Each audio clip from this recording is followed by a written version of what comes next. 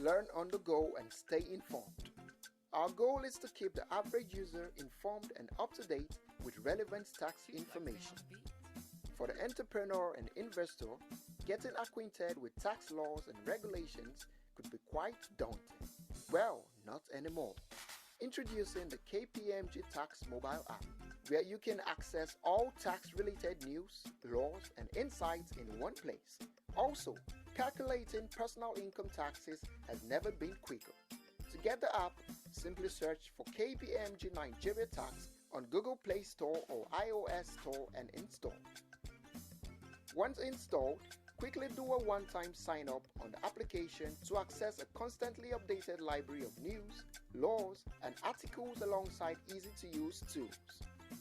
The KPMG Tax mobile app has a minimalist design, making it effortless to use and navigate. What's more, if you can't find what you need, asking a professional is as fast as it gets. Let's walk you through the application.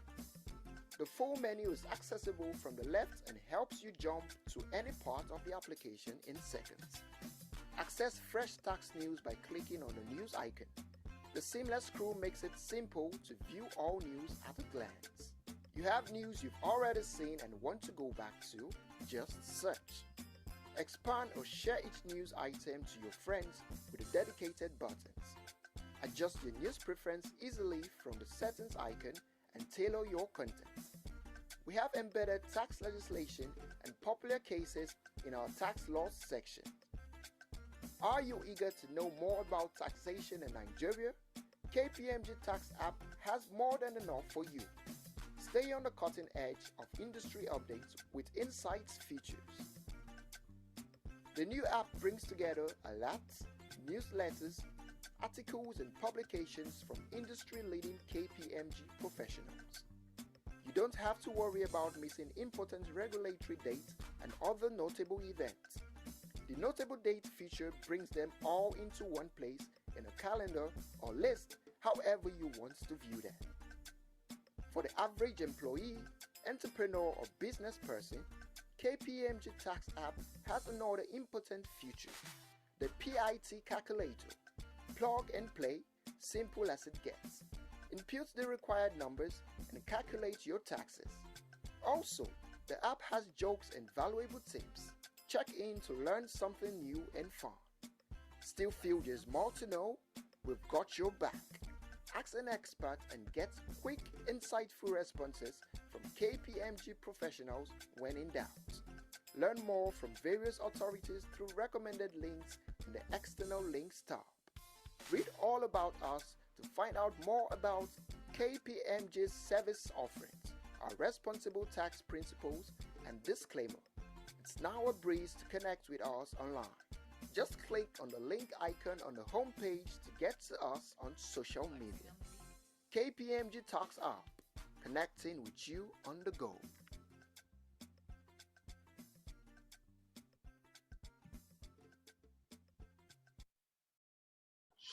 Good morning, everyone, and welcome to this month's edition of the KPMG Tax Chats, a monthly 2-hour session where we discuss burning tax issues.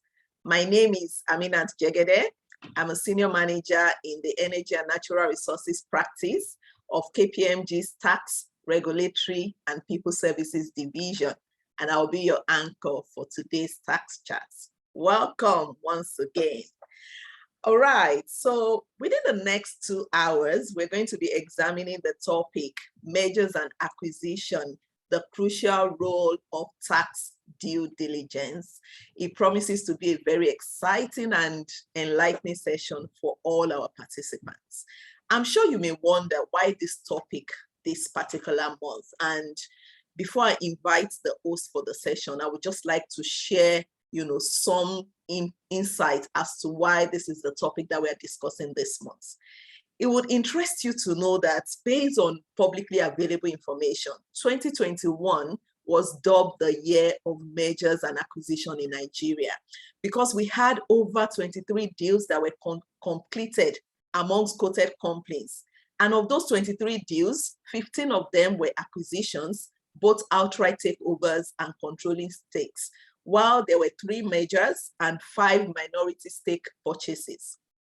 According to Premium Times data, the global deal making last year actually hit an unprecedented level, crossing $5.8 trillion overall. And Nigeria alone accounted for over $1 billion of those deals as at mid-year last year. So that gives you insight into the fact that a lot of deals are happening. Of course, with what happened in 2020 with the wake of the COVID-19 pandemic, a lot of companies saw that opportunity as a reason to grow, and there's been a lot of deals. The financial services sector actually led the deal space. I'm sure we're all aware of the Access Bank and Titan Bank takeovers and acquisitions. We also had FCMB Group's acquisition of ICO Insurance. And of course, even in the oil and gas industry, there were a couple of acquisitions that happened in the upstream and downstream sector. For instance, we had the likes of Rain Oil acquiring Eternal and Adova acquiring NU.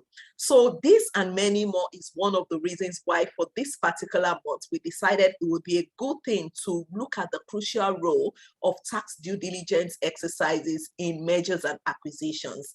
And of course, the host for today is my colleague and friend, Dayo Adeniji. Dayo is a senior manager in our deal advisory and mergers and acquisition units of KPMG's TRPS, which is basically the tax regulatory and people services. He has over 13 years experience working with companies that are doing different types of deals and M&A. So Dayo is going to be giving us some insight into the topic today. Dayo, good morning, and I believe you're ready to share with us your wealth of experience.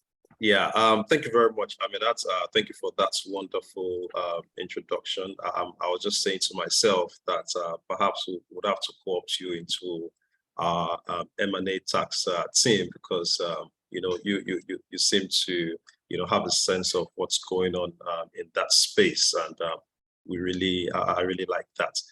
So thank you very much to our viewers that have joined us. I know we have people who join from all over the world. We appreciate the fact that you've made up time to actually join us on this month's edition of the Tax Chat. So maybe before we delve into it, I'd just like to give a bit of context, introduce the topic. Aminat has done a brief introduction, but maybe just for me to have my preliminary thoughts on the subject. Like she said, a lot of deals are happening, a lot of mergers, acquisitions are happening during this period, and it's not unconnected to some of the things that we have seen happen in light of COVID and the likes, inflation, devaluation. So you have a lot of companies that have that have had several entities within their group. Now they're trying to see how they can streamline. So you're having mergers in that context. Because of the devaluation, acquiring businesses in Nigeria has become somewhat cheaper. So we're seeing quite a lot of this happening, both within local groups and then foreign investors are coming to acquire businesses in Nigeria. But maybe just to not assume that we all know what mergers and acquisitions are. I believe most participants are business people and have a sense of what's, a general sense of what mergers and acquisitions are. So I'll just still explain it regardless.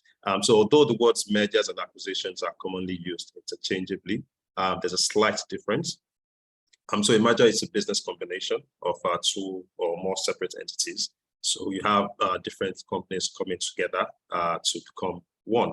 On the other hand, an acquisition occurs when one company, usually called the acquirer, takes over another company, usually what we call the target, purchasing a controlling interest in the target. So you can have an acquisition without necessarily integrating that business into your business. So you can acquire and not necessarily merge the business into your business. So I think that's the slight difference. And we've seen some of these things happen just recently. I believe it was in late last year. The deal was announced where Flour Mills acquired controlling stake in Honeywell.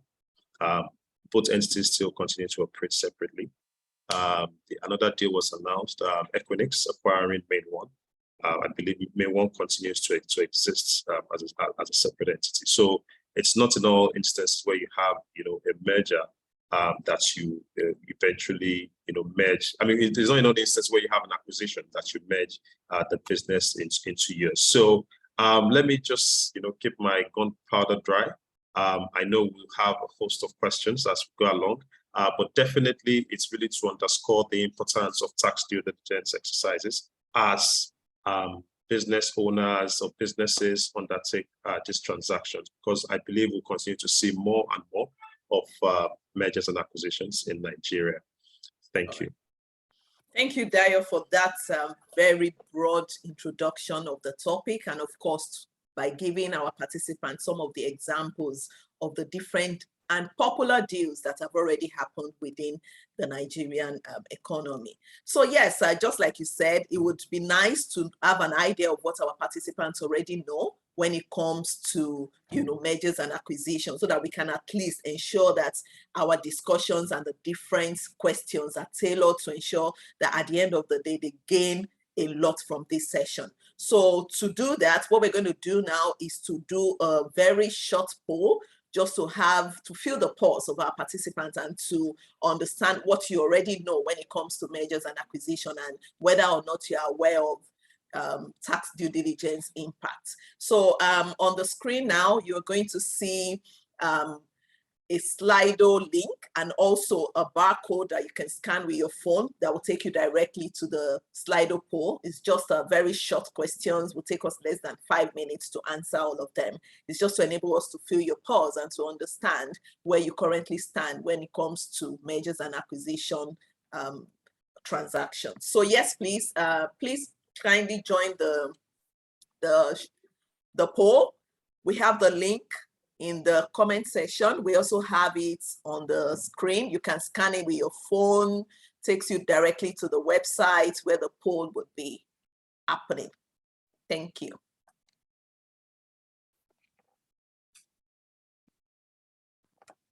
Please join the poll using either the link or scanning the QR code that will take you directly to the polling session. Okay.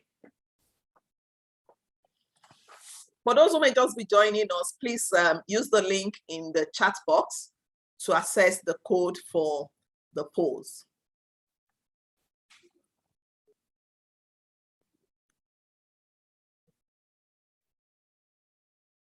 I'm just waiting for the screen to come up so I can see how many participants have joined the poll already.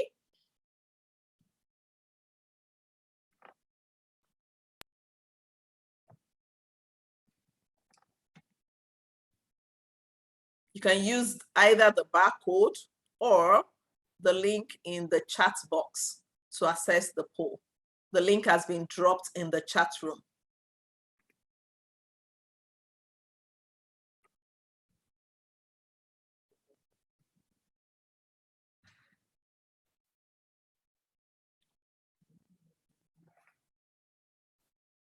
Okay. I only have just one person. We need our participants to join the poll questions so that we can go through them very quickly.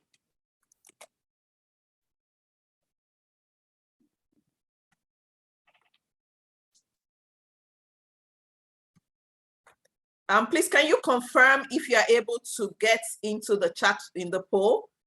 Because I have very few participants at the moment. And we have over 100 participants in. Okay, yes, thank you.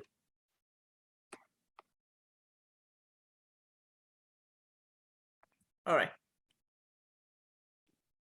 Okay, I can see more participants joining.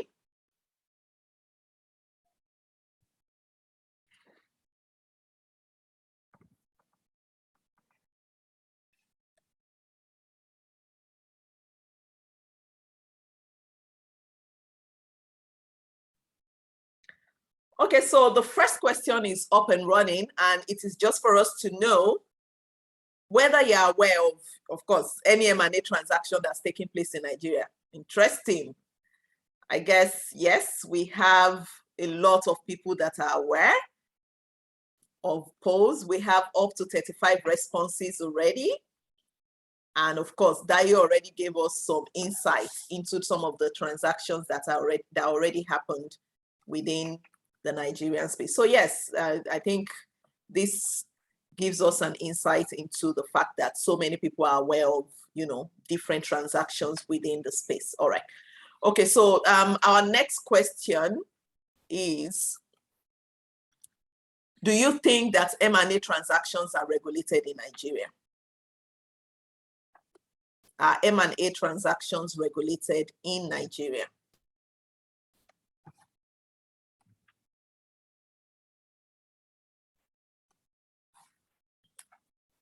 Okay, 80% believe that it's regulated, 81%, okay. About 13% have never thought about whether or not it's regulated in Nigeria. All right, 82%. Dayo, what do you think? Currently, 83% of our participants think that M&A transactions are regulated in Nigeria. What do you think about the regulations that are available for M&A transactions?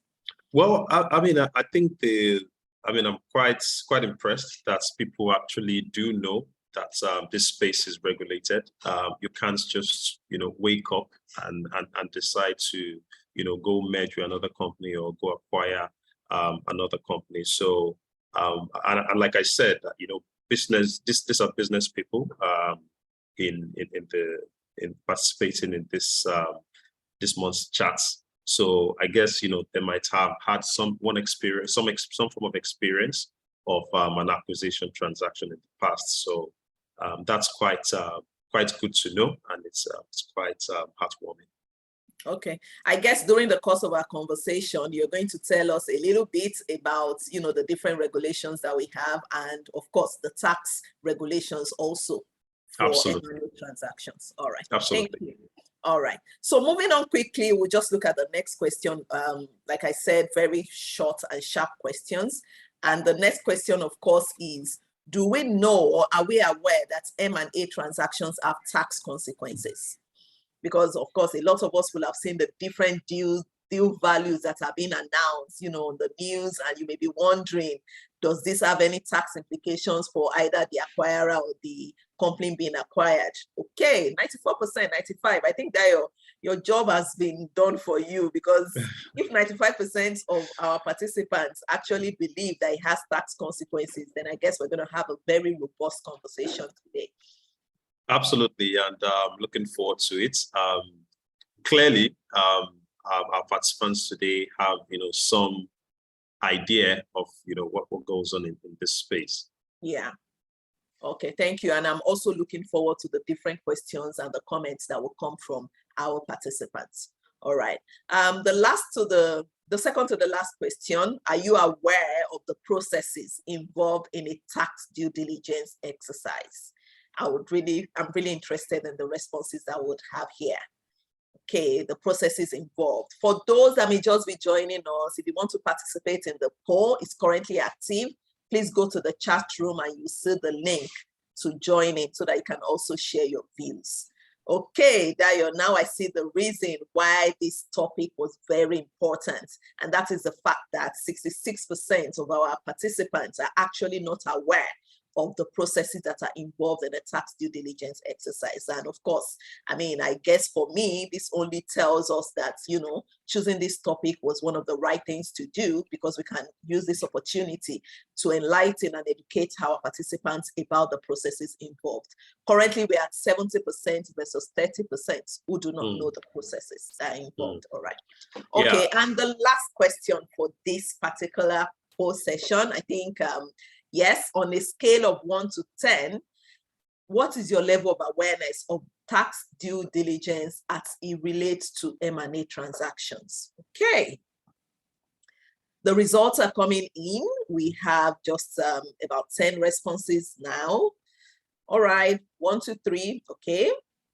Okay, this is also evidence of the fact that this is a topic that needs to be discussed.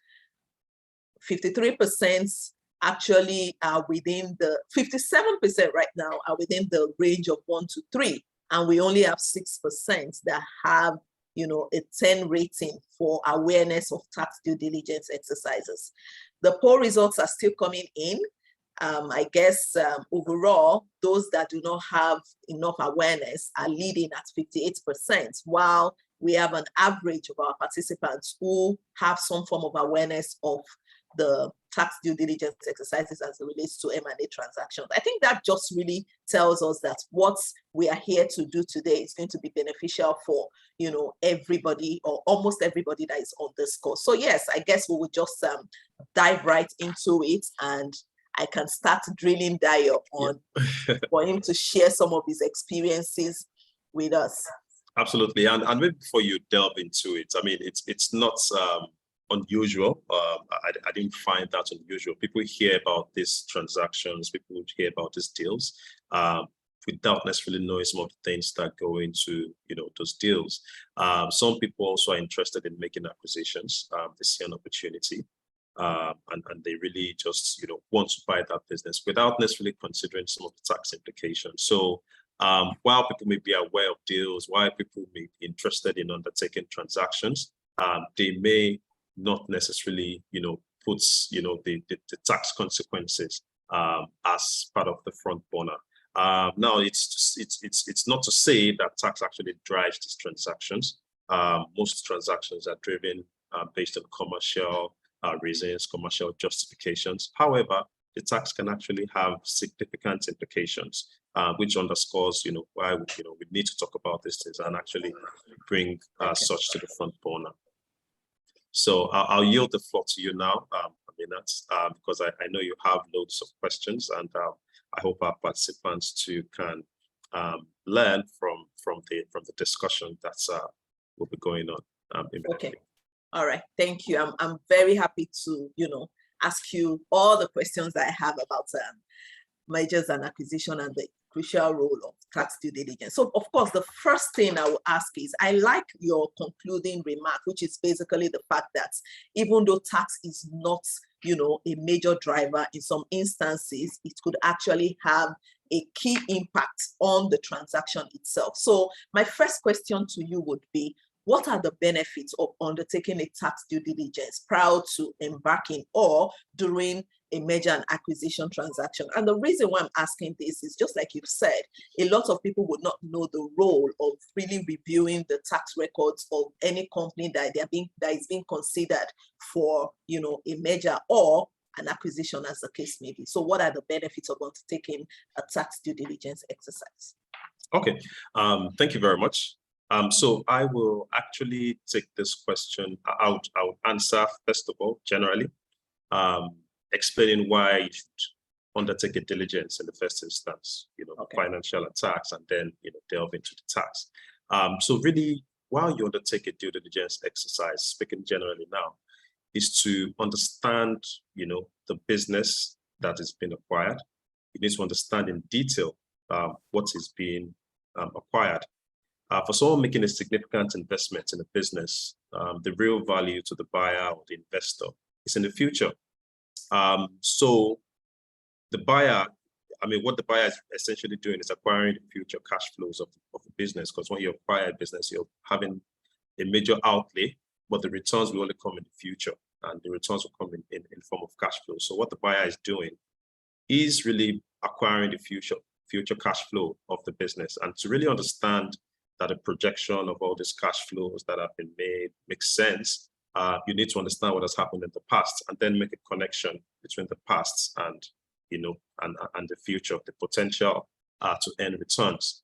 So that's in a broad sense why you need to have a look into a business that you're buying. That's why it's beneficial.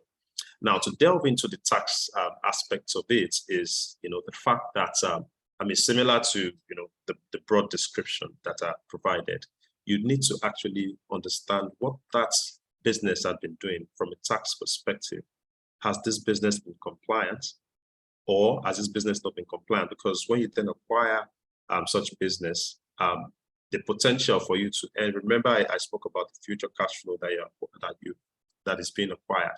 The potential for you to then actually earn those cash flows might be impacted, because if there are issues on the tax side, if the company has not been compliant and there is now a huge tax bill, or there are audits that have been undertaken that have not been finalized, or the company has not even been remitting taxes relating to its employees, or you have a huge pension bill, potentially those bills may be inherited, which may then impact your ability to actually reap the kind of returns or the reward that as an investor you expect to earn. So it's very beneficial to actually have a look in to see what exactly has this company been doing.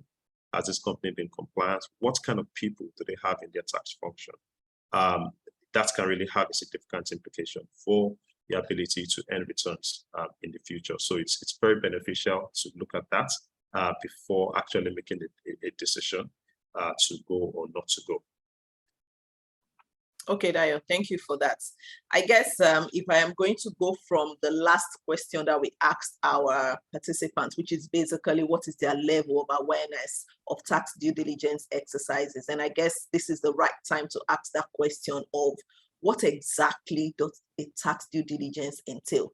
So for me, I'm asking myself, is it like a tax audit of the company that is being considered for a merger or an acquisition? Or is it like an investigation? Because I want to believe that a lot of our finance participants are more conversant with tax audit and tax investigation. What does it entail? How is it different from a tax audit and a tax investigation?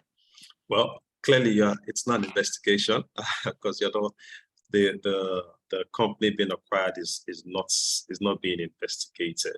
But just to also take it broadly, and then we'll speak specifically to the tax. What exactly tax due diligence entails? Really, a due diligence exercise really is a deep dive look at the historical, financial, and tax position of a company. As an investor or a potential buyer, you'll be looking hard at the historical records or historical financials of a business to ensure that they align with your understanding of the valuation that you offer to the business owner. So usually when you're trying to acquire a business, at the outset, you have minimal interaction with the financial. You might have made some initial offers.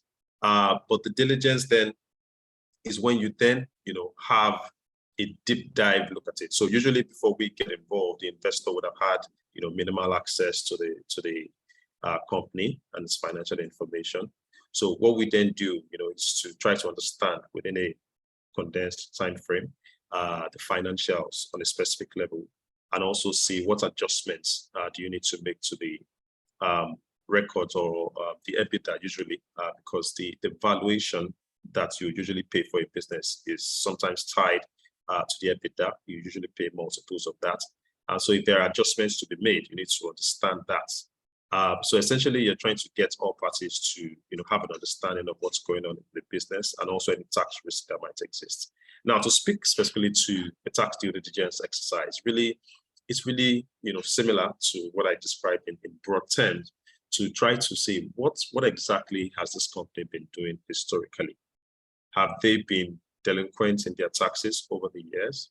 Are there significant liabilities? Because when we go there, you usually try to estimate if there are exposures, because you need, especially if you're working for a buyer. And I know I'll be using some terms which I'll try to explain. So a buyer is someone who's looking to acquire a business. You can also do a due diligence for a seller, so it's a person who is looking to sell his business.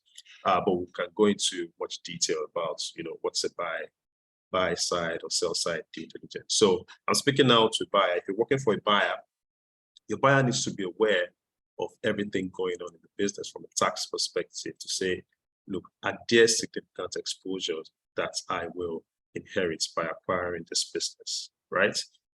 It might be exposures that the tax authorities have not picked up on in the past. And it might be issues that are also being discussed. If you don't have a looking into that, those liabilities eventually would crystallize and they will become payable. And they can be really significant, they can really be huge. Another thing is that if there are liabilities or exposures that have been established, it can also impact the valuation. So that there's something our colleagues on the financial side do, which they describe as the net debts. So you're trying to determine what are the debts of this company, such that you can then use that to adjust the valuation, so that you're not paying more than you should pay for a business. So if a business is worth $10 million, I mean, after making adjustments for all the debts that you still have to, pay, then you may find that the real value is actually less than that. So what we'll do really is to go in there, look at the records for all the tax heads, corporate taxes, non-corporate tax, employee-related taxes, pensions, and the likes, and then look at it holistically and determine what has happened in the past. Are there exposures? Are there things that the company, that the buyer would be liable to in the future? And then look at also, what they put in place, what structures have they put in place to, ensure that taxes are properly managed within the firm. So that gives the buyer comfort as to whether they want to proceed with the transaction or not. Okay, thank you. I noticed when you were talking that you did mention some taxes that are usually taken into consideration when you're doing a tax due diligence. Yeah. Do you have instances where a specific or particular tax is not included? That's number one. And then the other question is, how many years do you take into consideration when you're doing a tax DD? So for instance, are you going to be considering the years that are still open for audit, or are you going to look at the company's records from inception? Okay, thanks. I think the real answer is it depends. So usually, in terms of the taxes to be covered, usually we will recommend to cover all the taxes because what you're really doing is trying to determine if there are exposures. Exposures can come from anywhere, right? So the recommended approach would be to look at all the taxes. But there are instances where the buyer may have done some level of evaluation and actually say that, well, this is the risk area. So maybe they believe that on the corporate side, they can really manage the risk, or there are no real issue. But they believe that on the employee side, that this company may be carrying huge, maybe pension liabilities or huge pay, and they want you to really focus on that. Because the employer has a responsibility to actually deduct and remit taxes for its employees. So if there are issues on that side, when the company is then acquired, you can actually have responsibility for remitting those taxes. So while we recommend that everything is looked at, there are instances where some buyers might actually have specific areas that they would like focus or significant focus to be placed on. So I think, yeah, that's why I said the answer really is it depends. But you find more and more that most times most investors, most buyers actually want you to look at everything just to be sure that they're covered, and just to be sure also that they're not paying more than they should pay for a business. In terms of the period that should be covered, usually the statute of limitation in Nigeria is 6 years, like you said. So usually we cover 6 years.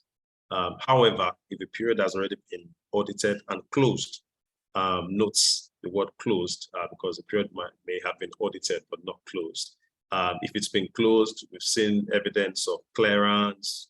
They're happy that the period has you've satisfied every responsibility that's you've discharged all your responsibility for those years. We may not actually look at, but we will usually look at those reports to actually have a sense of what had happened in the past, to then know what kind of companies this have they been diligent in discharging their tax applications.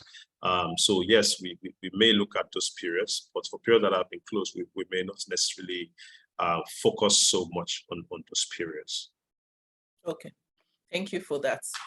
I guess when you were talking, you were saying, you were mentioning the buy side and also the sell side, and it occurred to me, why would someone that is looking to sell a business also consider doing, their own due diligence? I just want to know, or rather, I believe our participants will also like to know why the person that is being sold or that is deemed to be acquired will be doing a due diligence by themselves. What is the difference, first of all, to between the two types of due diligence, and Sure. what would be the reason why someone that is seeking to sell a business is also doing an internal due diligence? Yeah, absolutely. I mean, I was probably in your shoes many years ago, wondering, why. I mean, most people would always think that diligence would only apply on the buy side. But yes, there are two sides of it. Buy side. So buy side is you're working where you want to acquire a business and you are having a look into that business that you're looking to buy. On the other hand, as a business, you might be ready for potential investments. So you want to expand and you need significant investments. We're talking like millions of dollars here. And these guys just don't invest into just any kind of business. So you need to actually prepare yourself for that potential investment. And how you do that is to actually get like a third party to have a look into your affairs. Some businesses are looking to go to markets, right? Go to market, meaning you're going to potentially maybe list, depending on on some other exchange, or you're looking for investors, multinational investors, right? They just don't invest in any kind of business. They need to be sure that you've done a certain level of diligence. So that's why sellers also, in preparation for those potential investments, they undertake diligence exercises. One, to demonstrate to those potential investors that a third party has looked at this and these are their views. So those investors can place some level of reliance. I mean, they will still undertake their own diligence exercise, but I mean, there is some level of reliance that can be placed on an exercise that will be conducted by a third party. Secondly, some of the information that those investors would then be asking for when they are, trying to do their own booking, have already been provided, because you would have provided those information to the consultants at the time you're going through your sell side due diligence. So if you had already provided this information to one party, it's going to be so it makes the transaction a bit more easier, because you've already done some level of the work already while doing the sell side diligence. So yeah, I think those are the two main reasons. And of course, it also gives them early warning. So if from the exercise, there are some things that have been noted, you can be sure that, okay, so these are the issues, these are the things that might impact the investment or that might impact the valuation of the business. So you can quickly, as a business, as a seller, address those issues, address those concerns, and put yourself in a very good position for that investment to come in, because those investments might actually, they're usually very significant, and usually sometimes also an exit for some businesses. So if you've been carrying on a business for some time, at some point you want to exit that business. And when I say, sorry, we use some terms in the M&A world. So exit is that you've done that business for a while, for 5 years, 6 years, and you're really ready to cash out. Maybe I think the younger people would understand the word cash out, or the betting guys. So you're ready to cash out. So a business that you started with, say, $1 million, or you've invested $1 million, after 5, 6, 7 years, you know that this business has grown. You have some level of goodwill. You have made some profits, right? And at that time, you're then ready to cash out. So you then, do your sales side, show a projection of, your financial asset, your quality of earnings, there are no tax issues. And you can be sure that at the time a potential investor comes, it's paying multiples, of what you have started the business with. So sell side actually also helps you to, get the right valuation for your business at exits. Okay, thank you so much. That's very, very enlightening. And I guess one of the things I would also like to know, and it's coming from one of our participants, is that has there been any instance where the outcome of a due diligence could be tax or otherwise now stopped a potential, acquisition? And in responding to that, it would also be nice to know, what was this item? Because I've heard of terms like, oh, this is a big ticket item. So what are the big ticket items that can potentially, will I say, pull the plug when it comes to a merger and an acquisition? Sure. Yes, there are big ticket items, like you described it. So you did mention investigation, for instance. If you find that a company is being investigated for fraud, for instance, that might be a red flag. You don't want, to then inherit a company that is attributed to those kind of activities. So those things, might actually be revealed during a tax due diligence exercise. So that can be a downer.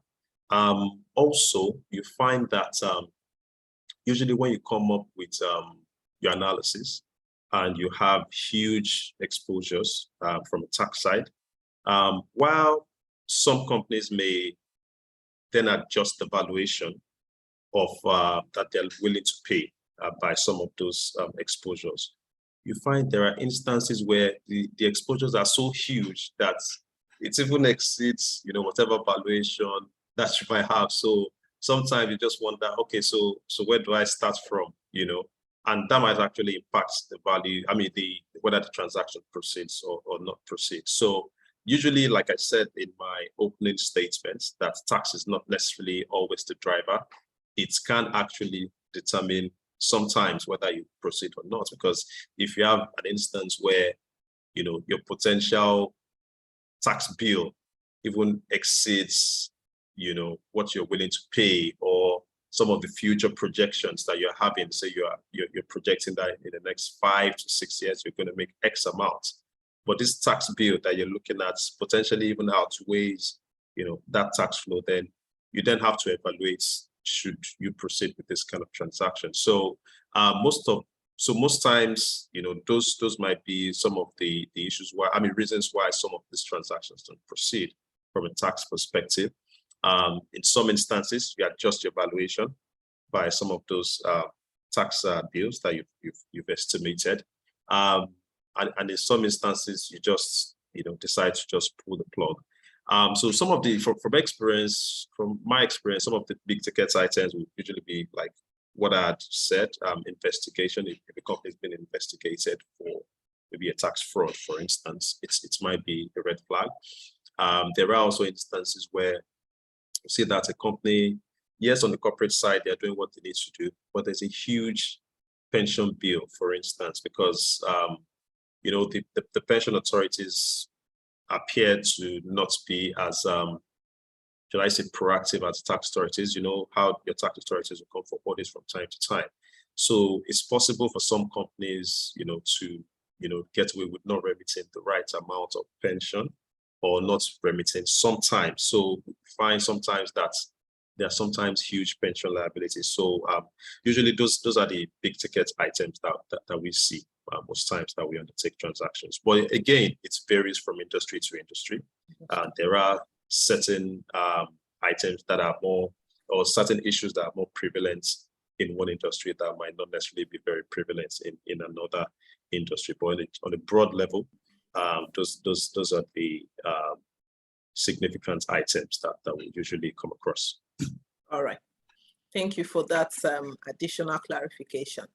Okay, so for our participants who may have questions for Dayo, please kindly use the Q&A box to drop your questions, and I will do well to read them out to him and, get your answers.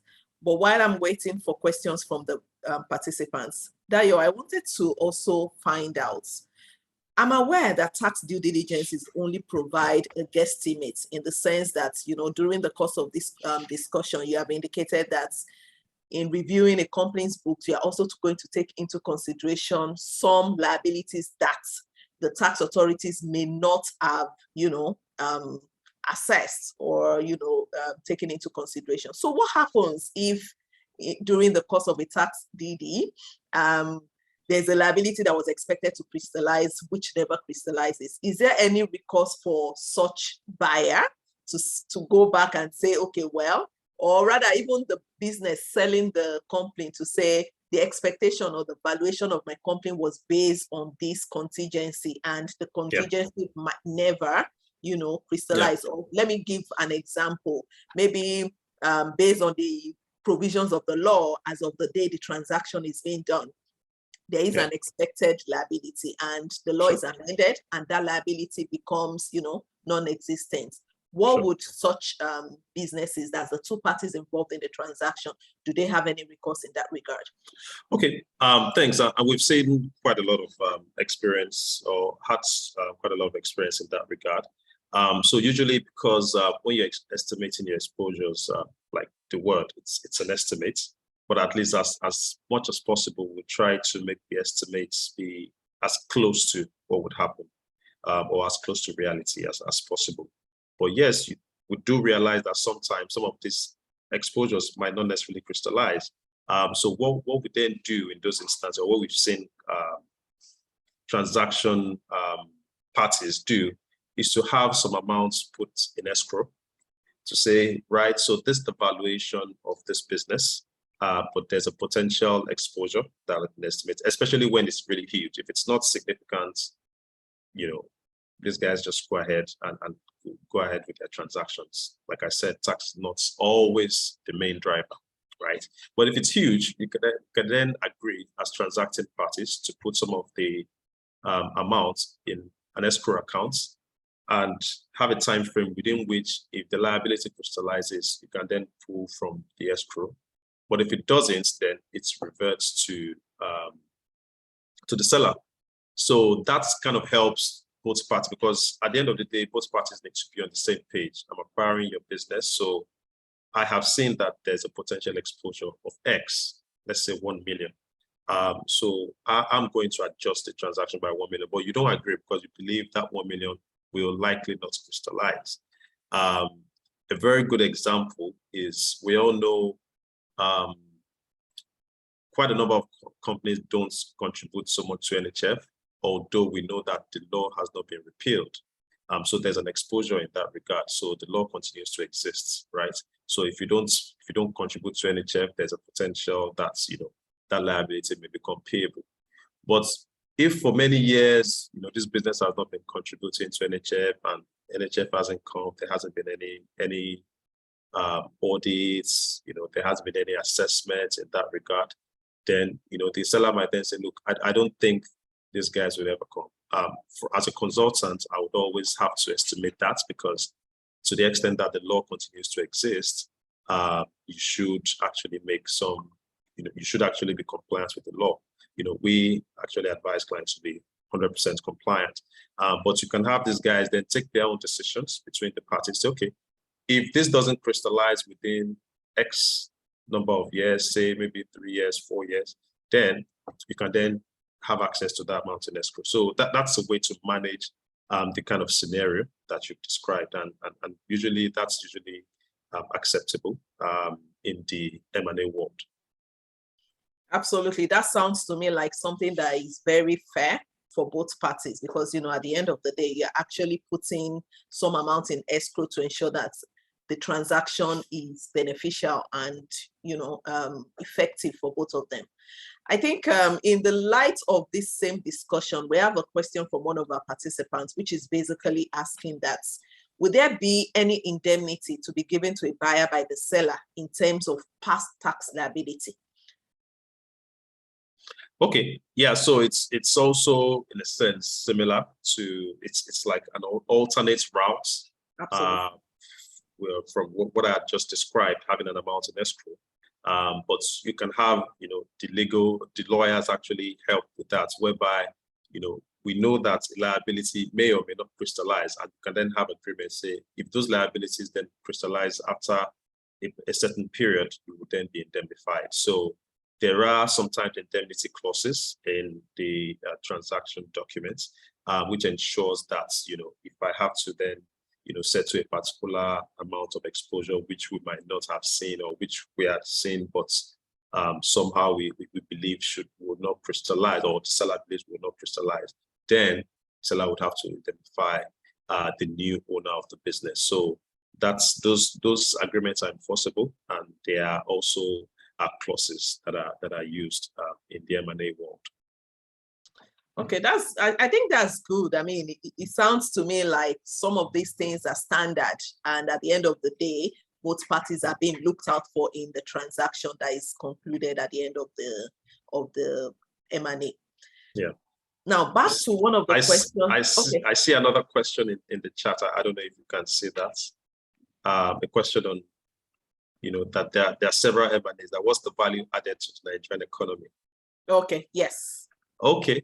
Well, indeed, depending on, how some of these transactions are staged, if the transactions are basically, local transactions where one entity is merging with another entity, there's really the value will be the enhanced, performance of that merging company, right?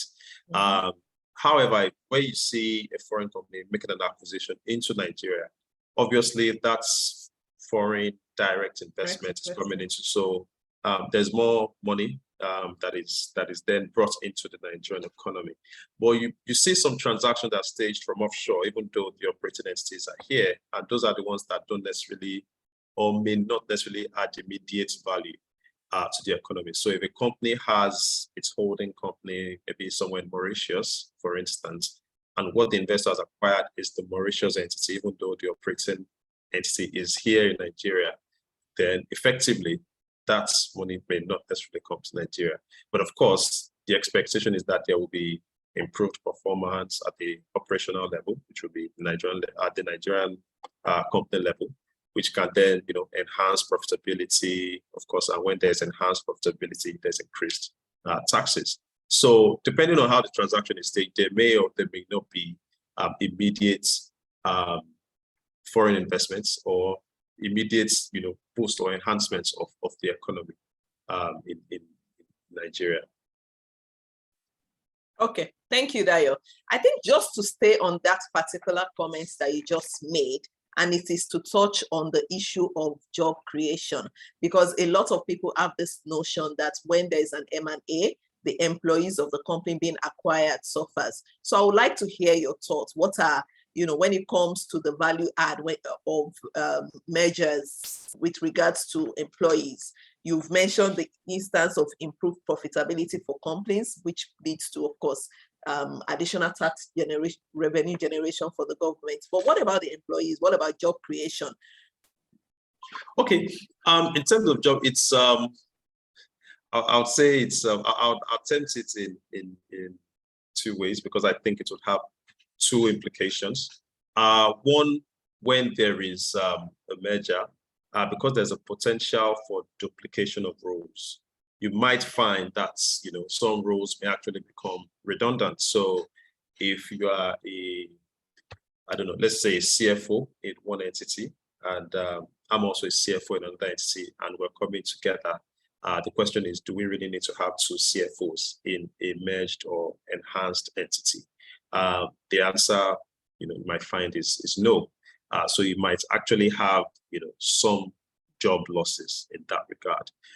However, where there is an acquisition, and usually you have acquisitions for expansion and the like. So you have an acquisition and you put in some money for potential expansion.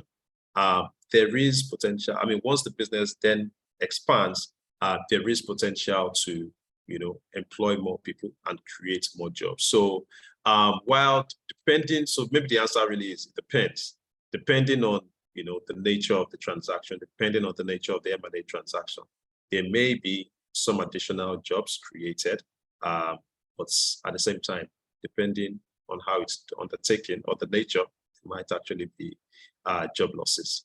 And we've seen sometimes where some of these transactions happened, and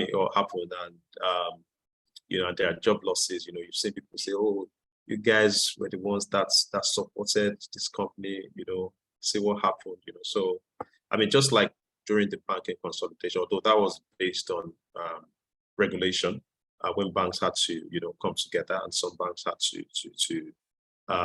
be dissolved. I mean, there were job losses. So even though that was regulatory induced, but it just goes to show, what can actually happen where you have, this kind of transactions, many transactions. Okay, thank you. I hope that clarifies. Absolutely, I'm sure it does. But of course, if there are any other questions to all our participants, please, the Q&A box is open. You can type in your question and Dayo would attend to them. All right. But, just to inch to your last comments on regulation, we actually have a questions on what are the regulations guiding M&A in Nigeria. I'd mentioned earlier that during the course of this discussion, you were going to touch on these regulations. But please, when responding, I would like you to even focus on the tax regulations that might be in place for M&A transactions. Okay, sure.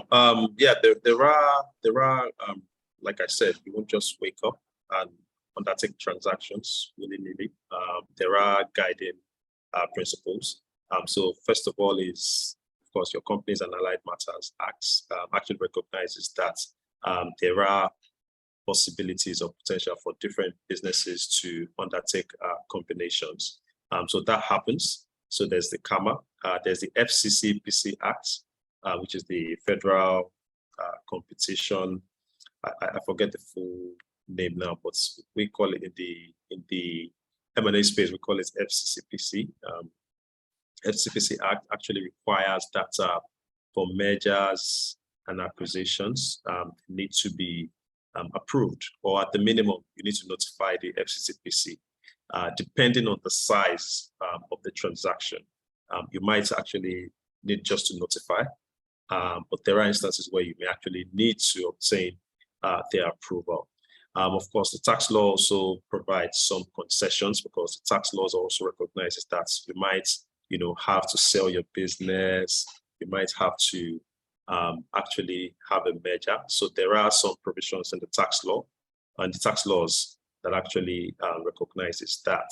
Of course, the FIRS also has a role to play because there are provisions in the law that actually mandates companies undertaking this type of transactions to actually notify the tax authorities before they finalize the transaction. So the FCCPC is Federal Competition and Consumer Protection Commission.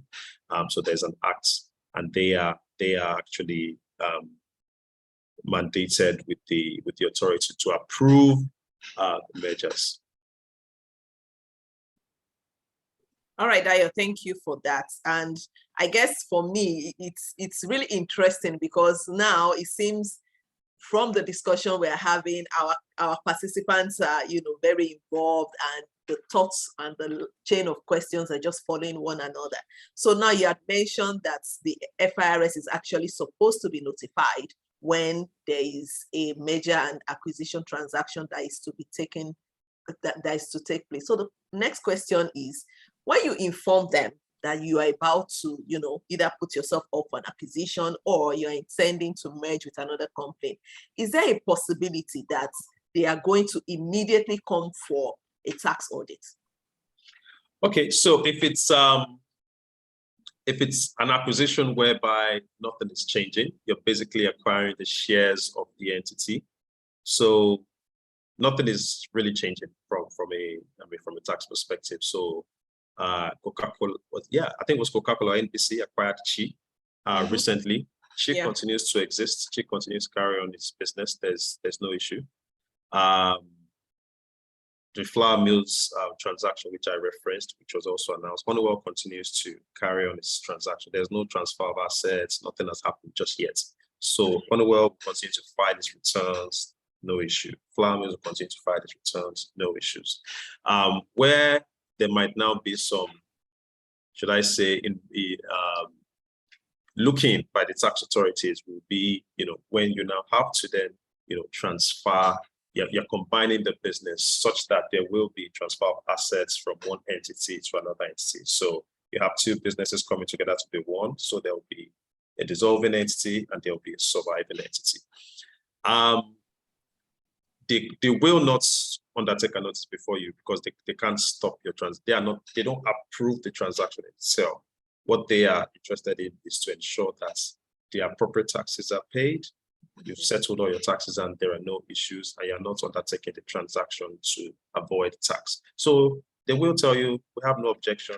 However, we will come and review, your books subsequent to the transaction. So we've seen that it's very oftentimes. So when we write to them, they write back, say, okay, you've represented this. These are the facts that you represented. We have no objection based on what you've represented. Well, if we find out that some of the facts that you've represented are untrue, then they might withdraw some of the concessions, because there are, like I said, there are concessions in the tax laws. So they might withdraw some of those concessions. They tell you some of the things that you can transfer or not transfer, which there's an area of contention when it comes to what you can transfer, what you can transfer. But maybe to answer the question directly, the audits will not be undertaken before the transaction. It would not hinder the transaction. The transaction would usually proceed. They usually, they can't stop the transaction anyways. So what they can do is to then subsequently come and check the books, subsequent to the merger, the entity that has been dissolved. You still have the records anyways, and just check the records of both entities. And we've seen them do that in recent times. Okay, thank you, Dayo. Just to add to what you've said, I'm also aware that in some instances, the FIRS has approved such mergers and acquisitions on the condition that, the surviving entity actually indemnifies itself, that any tax liability that becomes payable subsequent to the transaction, it will be undertaken and, discharged as a when due. So absolutely, yes, that's correct. Yeah, thank you so much for that. I think I'm aware that you've been talking for quite a while now, and I think, we need to give you a little break so that you can at least drink some water and, get ready to enlighten us a lot more within the next 1 hour. I'm actually, raring to continue to go. I'm actually enjoying this conversation. But if you insist that we take a break, I would actually not object. We really care about you and we care about your well-being. So it's important for us that you take a little break and, drink some water, stretch your legs so that you can come back refreshed and ready to, give us some more of your share some of your very wild experience with us. All right. So on that note, I think to all our participants, it's time for us to take a little break just so each and every one of us can stretch our legs, drink our coffee or tea or water as the case may be. And we will be back with Dayo responding to your questions on the crucial role of the tax due diligence exercise in M&A transactions. See you in the next 5 minutes. Thank you.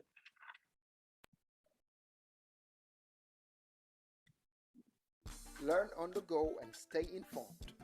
Our goal is to keep the average user informed and up to date with relevant tax information. For the entrepreneur and investor, getting acquainted with tax laws and regulations could be quite daunting. Well, not anymore.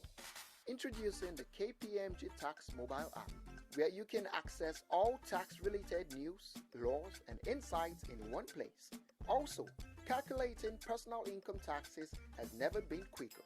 To get the app, simply search for KPMG Nigeria Tax on Google Play Store or iOS Store and install. Once installed, quickly do a one-time sign-up on the application to access a constantly updated library of news, laws, and articles alongside easy-to-use tools. The KPMG Tax mobile app has a minimalist design, making it effortless to use and navigate. What's more, if you can't find what you need, asking a professional is as fast as it gets. Let's walk you through the application. The full menu is accessible from the left and helps you jump to any part of the application in seconds. Access fresh tax news by clicking on the news icon. The seamless scroll makes it simple to view all news at a glance. You have news you've already seen and want to go back to? Just search. Expand or share each news item to your friends with the dedicated buttons. Adjust your news preference easily from the settings icon and tailor your content. We have embedded tax legislation and popular cases in our tax laws section. Are you eager to know more about taxation in Nigeria? KPMG Tax app has more than enough for you. Stay on the cutting edge of industry updates with insights features. The new app brings together alerts, newsletters, articles and publications from industry-leading KPMG professionals. You don't have to worry about missing important regulatory dates and other notable events. The notable date feature brings them all into one place in a calendar or list, however you want to view them.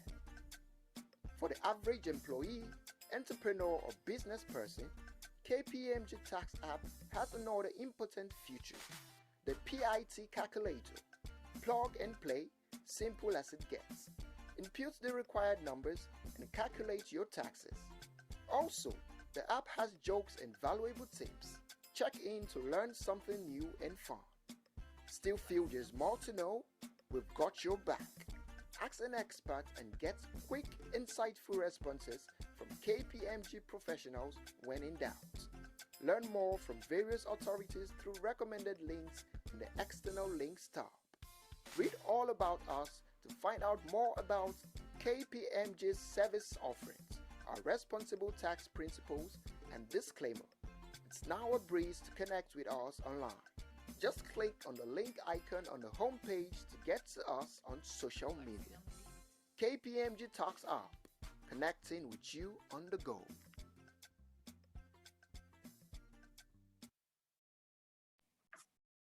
Okay, welcome back, Dayo. I hope you yielded my advice and took some water and stretched your legs during the course of the break. Well, I managed to get a glass of water, but I think I'm fine. I don't need to stretch. You know, Okay. I tend to exercise a lot, so I think I'm well. All right, thank you, because we really need you to be in tip-top shape so that we can gain from your wealth of experience. Sure.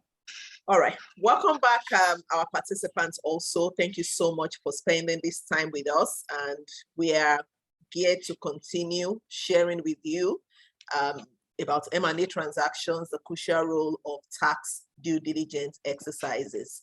The discussion has been going on now for over an hour, and Dayo has told us about the regulators of M&A transactions. He has shared some of his experience on some transactions that he has been involved in within the Nigerian economy. So before we continue listening to him and asking him some other questions that we may have on the subject, it would also be good to also fill your pulse again to see what else you would like to know about this particular topic. And in that regard, we've come up with some additional questions that would be brought to you in a poll session.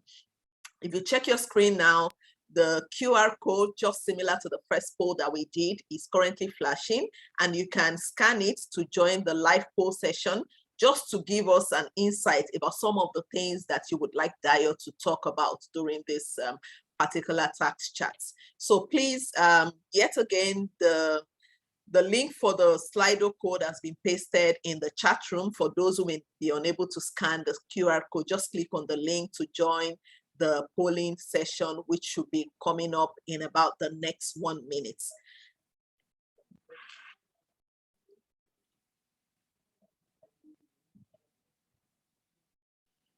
Please kindly join the Slido poll.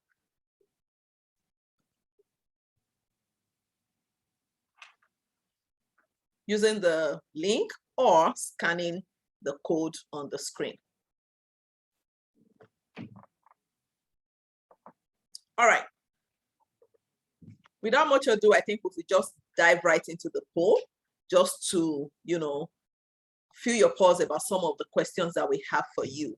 I guess, as you can see on the screen, our question is, has your organization ever carried out or been involved in a tax due diligence exercise? All right, the results are coming in. We have 64% saying their organizations have been involved in a tax due diligence. Interesting. Okay, now down to 63. Okay. I think we'll just give some other participants to join in the poll so that we are able to get a fair idea of whether or not tax due diligences have been conducted in your organizations. Thank you to all those that are responding. Please keep the responses coming in. We currently have 30 responses, and we have 57% saying yes, and the balance of 45%, or rather 45% now. Yes, 55, no, 45. All right. Thank you for all the responses that you have given. The next question is, Do you think that tax due diligence reports provide sufficient information to enable a buyer/investor make informed decisions? I think this is a very crucial question because, again, it underscores whether or not a tax due diligence should even be done in the first instance. So 67% say yes, if properly carried out, while about 28%, okay, the results are still coming in and is now shared between 76 and 24%.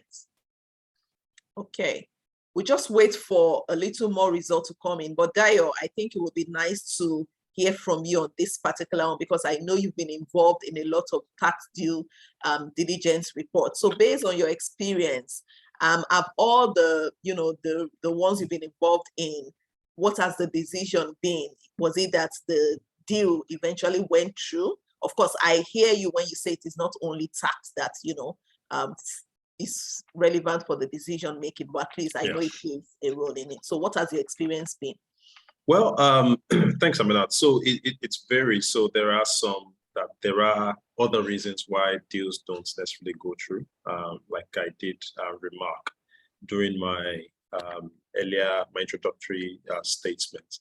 But what we find really is that sometimes you don't get sufficient information for you to actually reach, the kind of conclusion that you would have loved to reach. So you then have to then undertake, certain analysis that would then, in a sense, make you maybe use some abridged procedures. Let me put it that way. So if I use, for instance, you are trying to assess whether there are exposures from a personal income tax perspective. Some companies, they just don't like to provide their payrolls to you. Obviously, maybe because of some of the confidential nature, or sometimes they just don't have this information. So you then have to use abridged procedures like, using the financial statements and then trying to estimate, what the exposure might be. Usually, that what you have in the financial statements will usually be a bit higher than the actual payroll, because that would include some other costs, training costs, and some other costs that might not necessarily be payroll costs. So those things, usually have implications on some of the numbers and conclusions that we reach in our diligence reports. But of course, we always, make clear, what we've done, just so that, it also helps the decision makers to make informed decisions. But yeah, generally, would say as much as possible, we try to ensure that the reports are sufficient to enable the buyers make informed decisions. Okay, and I think most of our participants agree with you, because as of now, we have 78% saying that yes, if the due diligence is properly carried out, then it would enable the buyer to make an informed decision. Okay. Next question is, what challenges do your organizations face when carrying out M&A transactions? So essentially, what are for those that said their organizations have been involved in a due diligence exercise before, what were the challenges that you faced during this period? Professional fees, regulatory approvals, not applicable. So we have professional fees coming. Okay, regulatory approvals is leading the mark and not applicable because no M&A transactions have been taken. Regulatory approvals, 50% say it's mostly regulatory approvals. All right. It's interesting to see that financing has not been an issue over the different transactions that have taken place. Regulatory approvals. Okay, so Dayo, okay. I was going to say, I'm also happy that professional fees has not been an issue. I mean, it shows that our fees are not prohibitive. So I think maybe that should motivate some businesses to always ensure that they involve, professionals when carrying out their transactions. Okay, seeing as most of our participants are highlighting regulatory approval as one of the challenges that they face during M&A transactions. Would you like to share some insights on how they can go ahead, or how they can ensure that when these transactions are being done, regulatory approval is not a hindrance? Well, the simple answer is, the simple answer is yes, you need to ensure that your documents are put in place appropriately and put in place on time. However, we do understand some of the bureaucratic nature of some of the approving authorities, considering that these are government agencies. Sometimes, these approvals take a bit of time. These guys like to take their time, so I believe that's what most of the participants are pointing to, because usually you want to carry out a transaction as quickly as possible in a very seamless manner, but this approval sometimes delay the transactions. Especially, if you're a listed entity, for instance, it's SEC, the FCCPC that I had mentioned, you need that approval. And these approvals they don't come in 1 day or 2 days. Like, it takes time. So yes, you can on your own part, ensure that documents are properly done, so that they don't have to then send it back, and that also increases the time. But it's really also to encourage our regulators to maybe be a bit more, should I say, diligent in their work, and also ensure that these things are done in a timely manner, because some of these transactions are time bound. All right, thank you for that, Dayo. Okay, so second to the last question before we round off on this polling session, the next question is, would you consider a tax due diligence exercise critical to your M&A transaction? Of course, based on everything that we've been discussing over the past 1 hour. Okay. We are expecting more responses, and it's been a unanimous, we have more responses coming in. 79% currently agree that yes, tax due diligence is critical. Now up to 82%, 83 now. The responses are still coming in, and we are currently up to about 26 participants who have responded to the question, and 86% of them actually consider a tax due diligence exercise as critical to an M&A transaction. All right. We're up to 30 responses now. 87% agree that tax due diligence exercise is critical. I think on that note, we can go to the last question so that we can hear a bit more from Dayo. Okay, so the last question here is also to fill the pulse of our participants to say, yes, we have seen some of the challenges that have been identified as, hindering the success of due diligence or even M&A transactions. So if we're going to focus on the process of tax due diligence, what are your thoughts on what you think can be done? And this is coming because most of our participants actually indicated that they have been involved in a tax due diligence exercise before. So what do you think can be done to enhance this process?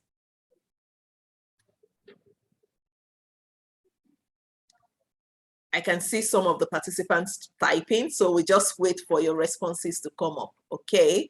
The first one, of course, has to do with regulatory approvals. It shouldn't be too difficult to obtain. I'm definitely with you on that.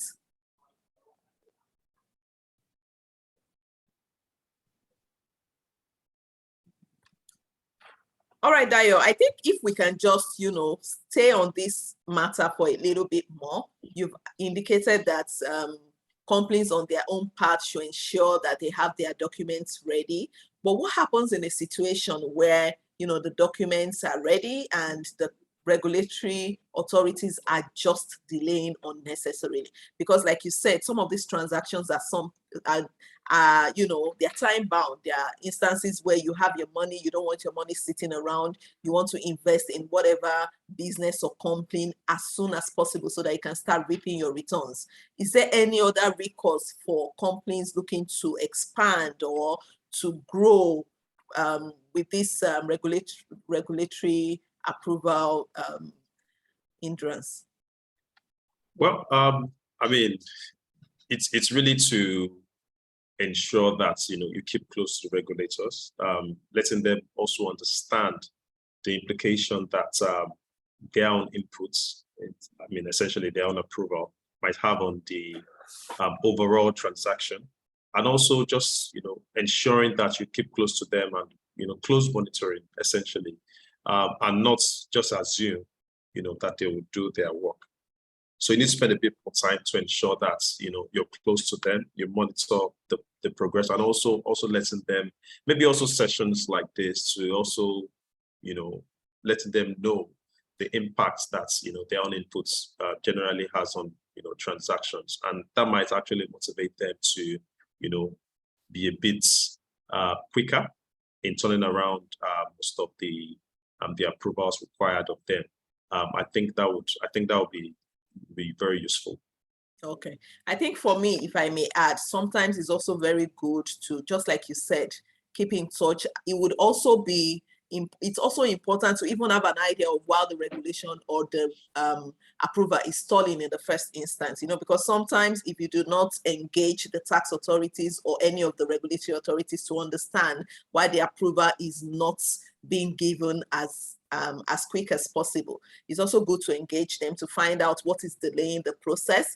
Is it because of a missing document, or is it because of clarification of some provisions of the law, or just an issue of, I don't want to use the word negligence, but I would want to believe that it's not really tied to negligence. It could just be something is missing in the file, because if you can see, most of the participants are actually indicating that what is very important is the documentation, being proactive and making sure that your documents and all the necessary processes have been duly followed to ensure that your approvals come in immediately you submit the applications.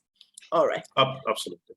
Okay, so thank you. I think thank you so much to all our participants for the different comments that have been coming in regarding how to enhance the process of tax due diligence. That's been very, very engaging and enlightening. And now we're going to move on to the different questions that we have for Dayo.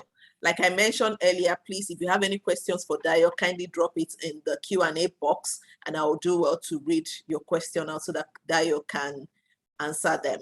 All right, so we have a question from one of our participants, Dayo, and it's basically about the position of the law with regards to yet to be concluded tax audit issues, especially for M&A transactions. So I believe what this person wants to know is, if I am currently being audited and at the same time I'm looking to be acquired, or there's a company that is looking to buy my company, what happens with my ongoing tax audits? Okay.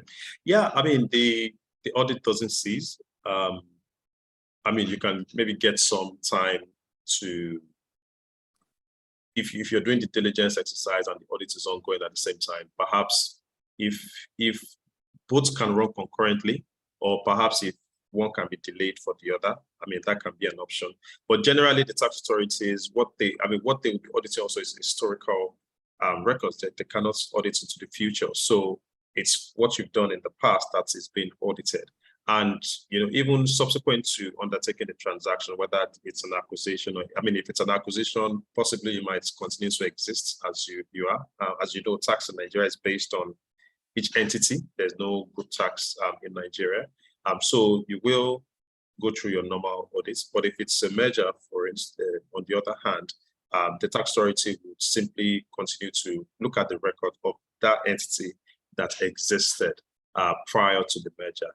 And of course, like you said, because there's also an indemnity clause when the FRS grants their no objection, the surviving entity would have to settle that liability, which is why it's also important to have all these things in mind, or have a sense of what's going on, so that you know that, okay, there's an ongoing audit, there's a likely liability that will crystallize, additional liability that might crystallize from that exercise, and then build that into either whether it's evaluation or whether it's in terms of making provisions for the potential cash outlay for the additional assessments. Okay, thank you for that. During the course of our discussion, you had made reference to the statute of limitation. And now that we're talking about tax audit, I felt it was also a good time to revisit the issue. And that is to say that in some quarters, it has been known that the tax authorities sometimes use tax investigation as an avenue to open periods that are longer than, the statutes of limitation. How would this impact a DD? I heard you when you said that in some instances, a tax investigation can actually hinder a tax or a due diligence exercise or even an acquisition, especially if such company is being investigated for fraud. And, based on my understanding, in some instances, companies are not even aware while they are being investigated. So if a company is being investigated, what happens? Does that automatically lead to such company not being acquired by the investors or the buyer? Well, the simple answer is it depends. There's no one answer for that. It really depends on the nature of the investigation, why you're being investigated. We do know that tax authorities, from time to time, depending on the matter, usually it will be if there's a case of fraud, willful neglect, that you will be audited. That you will be investigated, rather. So it really depends on the extent or the magnitude of what is being investigated and whether, and ultimately, the transacting parties have to make a commercial decision. So if it's an item, or if it's an item that is too significant to be ignored, then it might actually impact the transaction. But if it's an item, or if it's an item that will not be, that significant based on the overall commercial, overall commercial justification or reason why they're going to go through the deal, then it might not stop the deal. I think what would also be useful is, sometimes when undertaking this transaction, if one can also, if possible, to try to see if the parties, and usually, we might not necessarily be able to do that, if they can get the tax authorities to actually try to accelerate their process, so that you have a sense of, what numbers are you looking at. So if you're doing an audit or an investigation, let it even be known what's the indicative additional tax bill that might crystallize from that exercise. That also helps to determine whether it's big enough to actually impact the deal or not, whether it's something you can just, adjust the valuation by.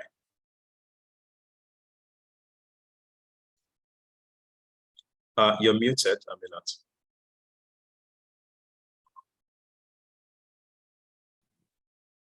Okay, yeah. So if I hear you correctly, what you're saying is that depending on the tax issues that are discovered during a tax DD, an adjustment can be made to the valuation of the company. Yeah, absolutely. Depending on the issue, depending on whether those items are likely to crystallize, they can actually result in an adjustment being made to the valuation. Like I remarked earlier, it's a debt to the company. So, you have to then adjust the potential valuation number by the debts that you're likely pay, whether it's tax authorities or to, other creditors. So that does impact the valuation. But I think I was also speaking about the investigation. So look, depending on the, should I say the seriousness of the matter being investigated, it may or may not hinder the transaction going ahead. Okay, all right, that's clear. Thank you. Okay, so while still staying on this particular tax audit, it seems a lot of our participants are really interested on the impact of tax audits and how it affects M&A transactions. We did mention, and when you were giving some examples about the different transactions that have taken place, you did mention that there are instances where mergers take place, and of course, each entity will continue to exist as a separate legal entity, even though the companies are merged. So we have a question from one of our participants seeking to understand whether such company would, continue to prepare their financial statements separately, or because they are merged, does that mean they're still going to prepare a group company, a group account, sorry? Okay, I think I have to correct that. I don't know if my remarks were being misinterpreted, or maybe I made an error. But what I said is that in the case of a merger, the companies are combining and coming together to become one. So when you come together to become one, I mean, you no longer exist separately. What I had said is you can have an acquisition and not necessarily merge. And I did give specific examples like the Coca-Cola acquiring Chi. These are deals in public domain, so we can actually make reference to them. The flour mills at Honeywell, those entities continue to operate separately. So in those seconds, when you make an acquisition in that manner, both entities can continue to operate separately. You don't necessarily, so it's like a company acquiring all the shares or majority controlling stake in another entity. So that entity continues to exist, continues to prepare its financial statements, continues to file its return, and separately from the other entity which has acquired. The entity who was acquired also continues to, do all that. But of course, it gets dividend from the company that it has acquired. But when you then come to the point where you then have a merger, when you merge into one entity would be the subordinate and one will be dissolved without being wound up. So you then have one entity. So when you have one entity, you have an enhanced entity, and you would only prepare one financial statement. You will only then be filing.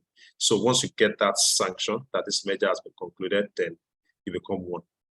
Okay, thank you for that clarification. And I think the essence was really to ensure that our participants get the major difference between a merger and an acquisition and the different tax implications on a going forward basis. All right. So just a reminder to all our participants, if you have questions for Dayo, please drop them in the Q&A box, and I will keep reading them out to him so that I can address them. Dayo, the next question for you is still on the issue of tax liabilities, and this is for an acquisition, not a merger. So the question is, can the tax liabilities of an acquired company be transferred to its new owners, even though they remain distinct legal entities after the acquisition? Okay, so first of all, is the simple concept of accounting when you talk about entity concept. So a business or a company is separate from its owners. So I think from that basic principle, you can say the entity continues to exist. It will bear its own taxes. It would not necessarily transfer to the owners. However, it will indirectly transfer because it will then impact your ability to get returns. So if you've invested via equity, which really is the most acquisitions, that's how most acquisitions are done, then if you have a huge tax liability, then your ability to then have sufficient profits to then be able to upstream or pay to your owners will then be limited, because dividends will only be payable after tax, right? So to the extent that you have this huge tax bill, then there is going to be an impact for the owner. So while the tax liabilities will not directly transfer, you won't say, oh, this is my liability in NCA. Okay, I'll give it to Honeywell will not give its tax bill. Now I'm just going to give it to flour mills, for instance, if I stay on that example that I had given earlier. But what would happen is that the company's ability to receive dividends, which is what you really pay for when you acquire a company, the future cash flows will be limited. So that's how it impacts.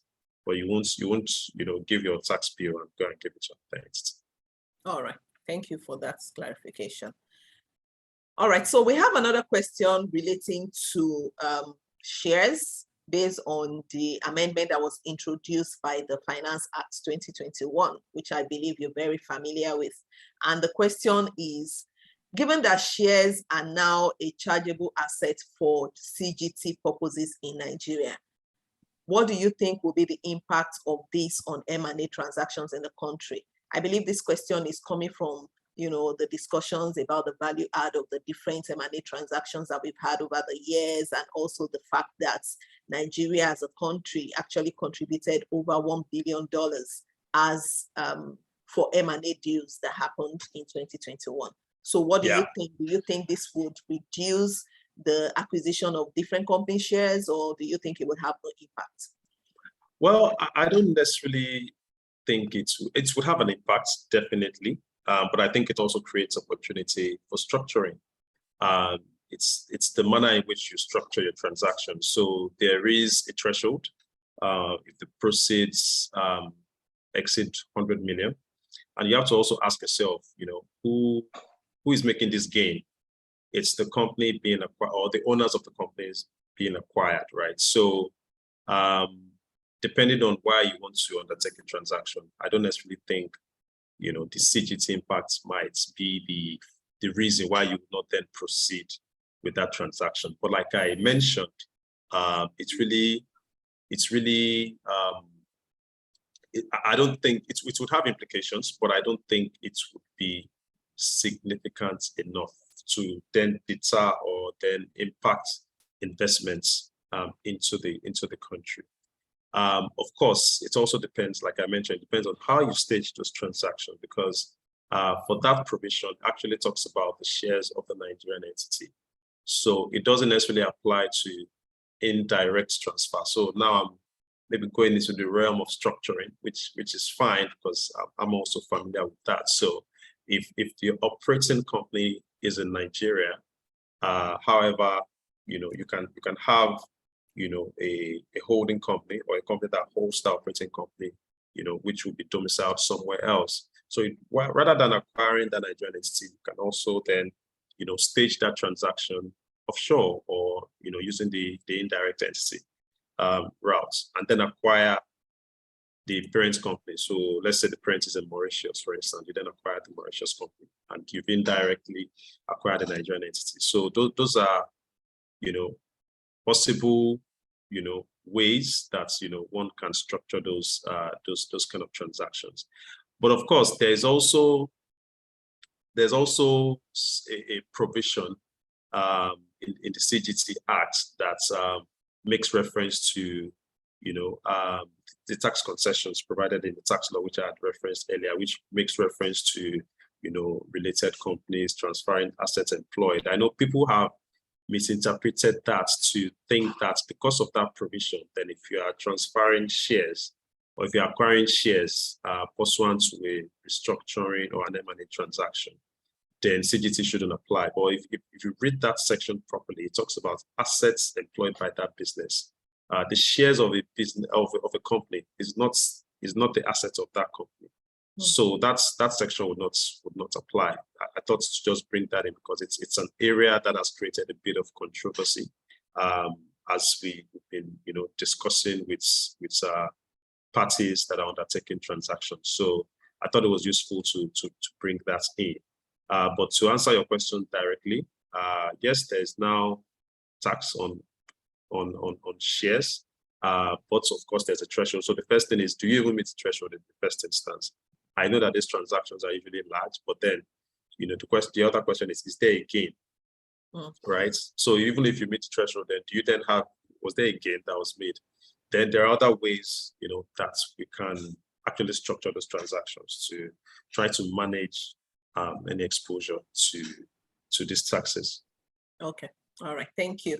I was just thinking to myself that it's as though you're reading my mind during the course of my questions to you, because just as you eat the response on concessions, my next question was actually to say that over the course of this discussion, we've only been talking about the tax liabilities. We've only been talking about the exposures.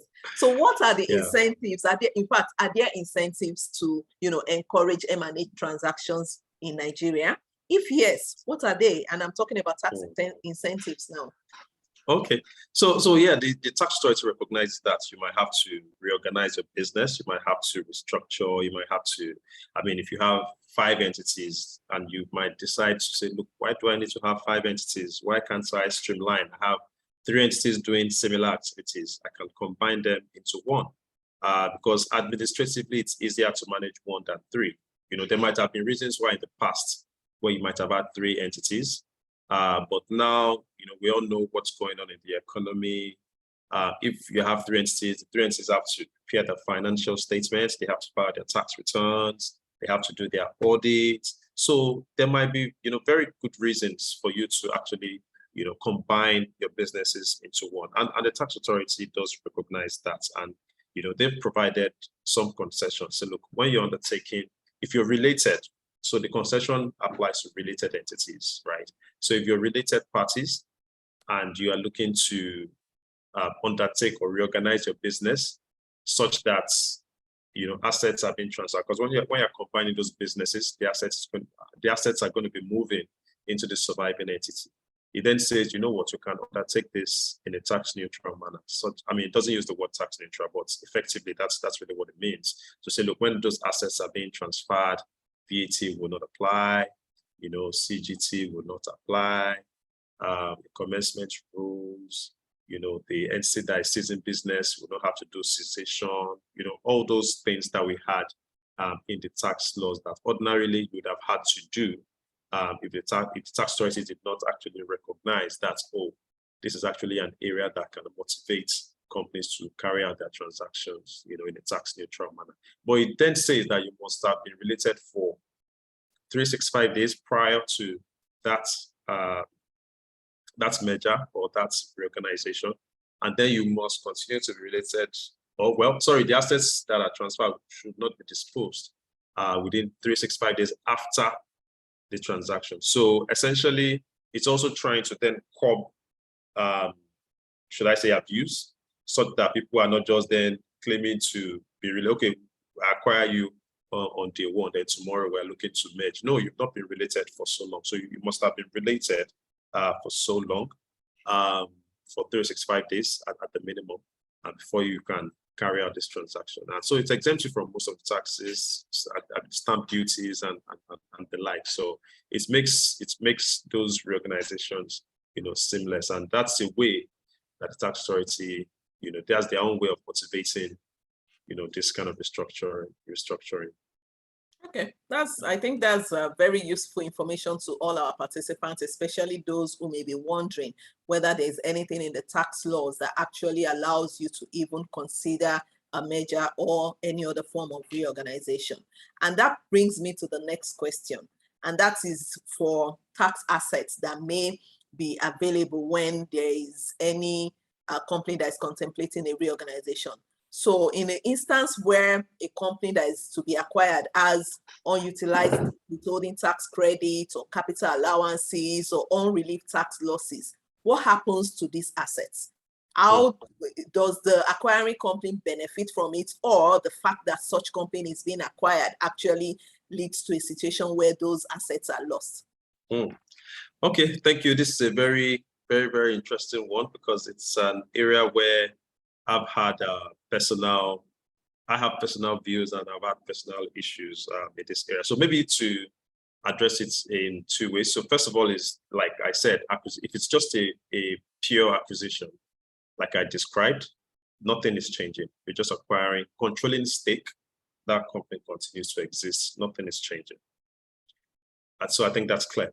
But when you now have a merger whereby, you're having two entities are now becoming one, I think that's when it becomes very interesting and tricky to say what then happens to those tax assets. So those tax assets, like you've rightly described, will be your unutilized credit notes, your unrelieved losses, unutilized capital allowances.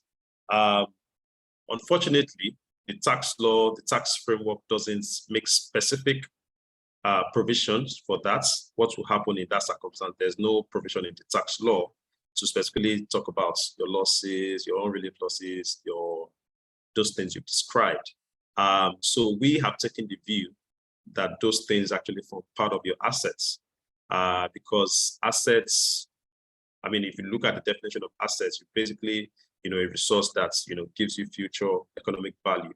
And in our view, those things actually give you value. So I would see no reason why you should not be able to transfer them. But the tax authority, the FRS now, to be precise, they have taken the view to say, look, for those, you will not be able to transfer your withholding tax credits, your unrelieved losses and capital allowances. So it creates, a challenge And that's where also it's always useful to then get professional advice when undertaking these transactions, because of this limitation, you might then have to make a decision or evaluate which entity should actually be the surviving entity. If I will not be able to transfer the tax assets in entity A to entity B, then perhaps I should have that entity A become the surviving entity, since no assets is transferring.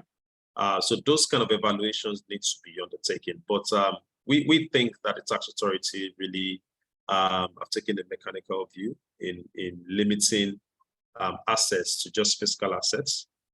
We believe those other tax assets should actually constitute part of the assets of a company. So it's an area where we're still discussing and seeing whether there can be some kind of law change or judicial pronouncement on, because they are very strong on their views.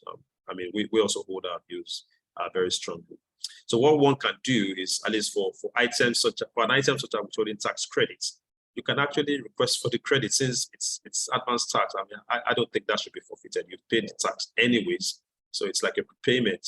So if you don't recognize it in the combined entity or in the surviving entity, then perhaps one can actually make a request for a refund. But you and I know the process for obtaining a refund, and that's a whole process on its own, and we know that can be an interesting conversation also, and that can also be time consuming.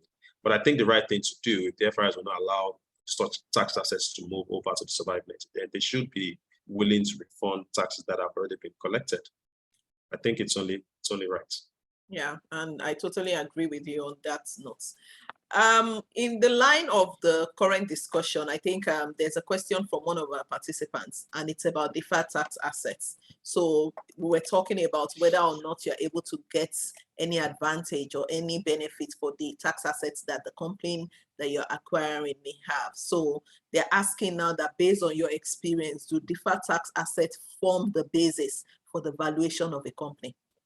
Oh, yes, we've seen that in some of the transactions where, I mean, depending on how huge it is, I mean, that it's such that it's an asset that you would probably be able to obtain benefits for in the future. So if you're acquiring that, I mean, that's usually also a sweetener on the sell side DD.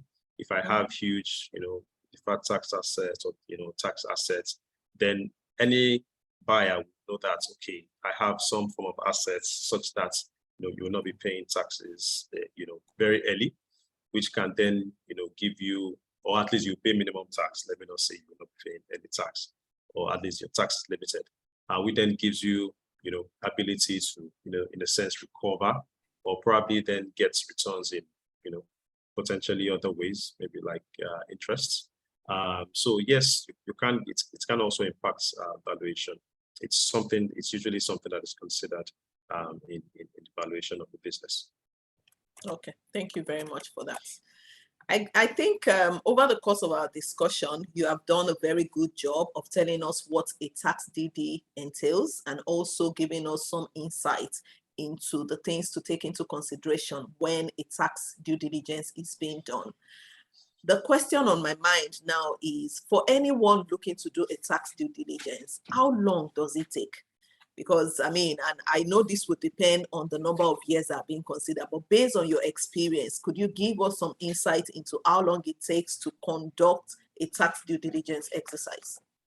Yeah, I mean, I think you kind of answered the question. It depends really, and it depends because depends on the size of the business. For instance, if it's a really large business, so it means that we'll be reviewing more documents. If it's a very small business, and depending also on information that is available, it might also impact the amount of time that will be taken.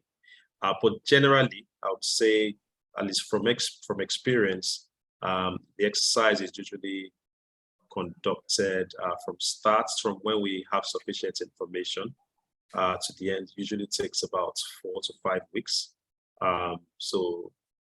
And sometimes might exceed about 6 weeks, so between 4 to 6 weeks.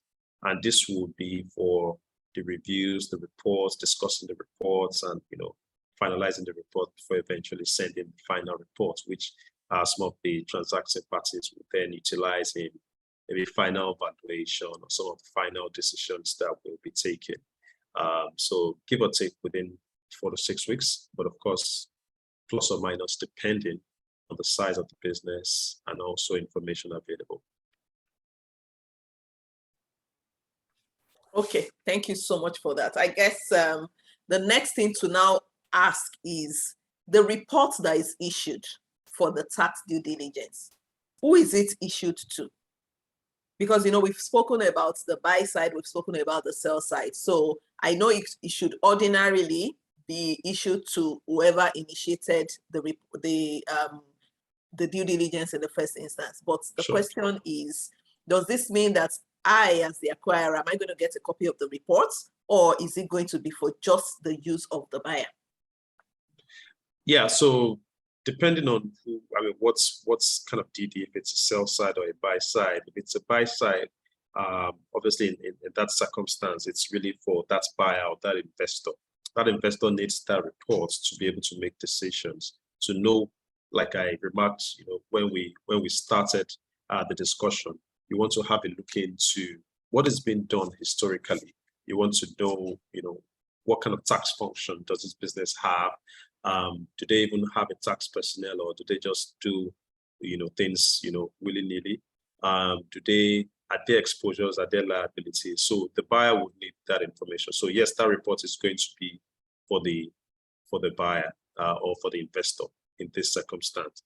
If it's for a seller, obviously it is going to be for the seller to show them where there are gaps and what they're doing right, what they may not be doing right, and for them to enable them fix some of those gaps.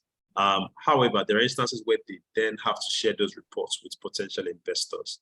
But of course, usually they would have to tell the professional advisor, and there are certain clauses that, you know, would have to be put in place, you know, to ensure that, you know, those professional service providers are covered from a risk perspective, because you will not want to be held accountable for, you know, a report that you didn't prepare for that investor. So yes, you can put in place those clauses, but for the seller, I mean, it will depend on who is sanctioning the diligence exercise.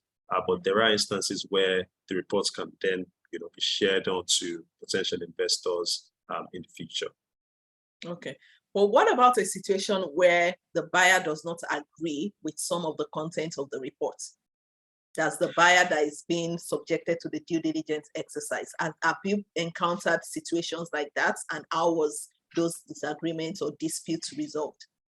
Okay, I think you meant to say how this, in a case where you are doing a buy-side DD and the seller doesn't agree with some of the reports or some of your conclusions. I believe that's what you're saying. Okay, yeah. Yes. So yes, those situations do occur very often at that.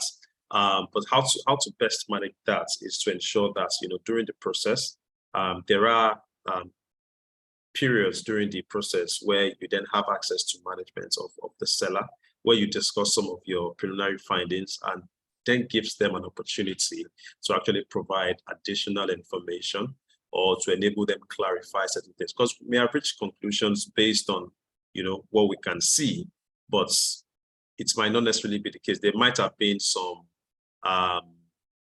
agreements, for instance, that they might have had with tax authorities. They might have had some concessions, or they might have treated certain things in certain ways for certain reasons. So it's when you have those discussions with those, you know, with the management, that you are able to then clarify. And so usually what we try to do, maybe in a nutshell, is try to ensure that, you know, the sellers actually, you know, have a look in. You know, we don't share our reports with them, but maybe just discuss some of the findings high level with them, so that, you know, they can see, and they then have the opportunity to clarify, you know, to provide additional information, because sometimes it's just lack of information. So we estimate an exposure, but it's really because they were not able to provide certain evidence of remittance, and that's then, you know, increases the potential exposure, you know. And sometimes they are so alarmed, oh no, this can't be the case. So they're then motivated to then, you know, go look for additional information, additional receipts, and that can help us to then modify our reports. So that's how we manage that. But to answer your questions, yeah, you can have disagreements, but it can be managed. Okay, thank you very much for that. And to just take the last question from our participants, because we need to be rounding up now. The question is, in your view, what level of assurance would you say a tax due diligence report provides to either the buyer or the seller, depending on who is, requesting for the reports? What level of assurance has it provided? Well, I think the first thing to say is that a due diligence exercise is not an assurance exercise.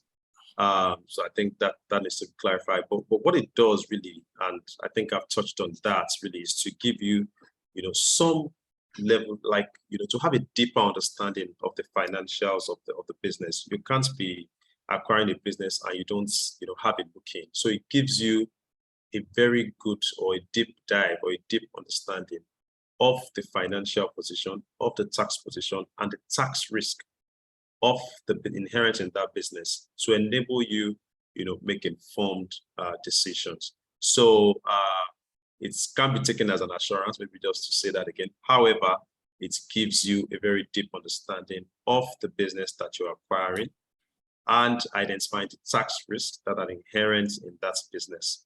And I think that's sufficient, or that's good enough when you are going into a transaction, or at least it's very important when you're going into a transaction. Okay, thank you very much for that. And I guess it is very important for us to know that at the end of the day, professionals, tax consultants can only give you some form of recommendation. Whatever information they're providing to you is not a guarantee or an assurance that everything is, ale and hearty. But that being said, Dayo, you would not believe that we've been talking for almost 2 hours now. And I'm sure that personally I've enjoyed, the discussion that we've had over the last 1 hour, 57 minutes. And I can tell you for free that even our participants have been very, very engaging with their questions. And, I have enjoyed the session and I have learned a bit more about M&A transactions and the crucial role of tax due diligence exercise. Of course, you failed to mention that my initial home was actually M&A tax due diligence, but I'll forgive you for that. But while we want to start rounding up now, I would like to ask, what are your closing remarks? What would you like our participants to leave with for this particular tax chat session? What would you like to be the key takeaway for this topic? Okay, so thank you very much, Aminat. And yes, indeed, I know you did have a stint in M&A tax, and that's why some of these things are a bit familiar to yourself. So I do recognize that. So for me, really, is first of all to thank all the participants for making time to, actually attend this session. I've thoroughly enjoyed speaking on this subject because it's something I'm very passionate about. And I do recognize and appreciate that the participants could have been anywhere in the world, but they chose to be with us. So first of all, is to appreciate them. In terms of key takeaways or what you should, at least if you don't take away anything, I mean, one thing I would like to leave you with is the fact that it's very, deals will continue to happen. Deals actually, sorry, and when I say deals, I mean M&A transactions, whether acquisitions or mergers. Sorry, we tend to use some of these terminologies in the M&A space. It's really to underscore the importance of actually, having a look, actually putting tax as a front burner when you undertake these transactions, because they can actually lead to very huge exposures.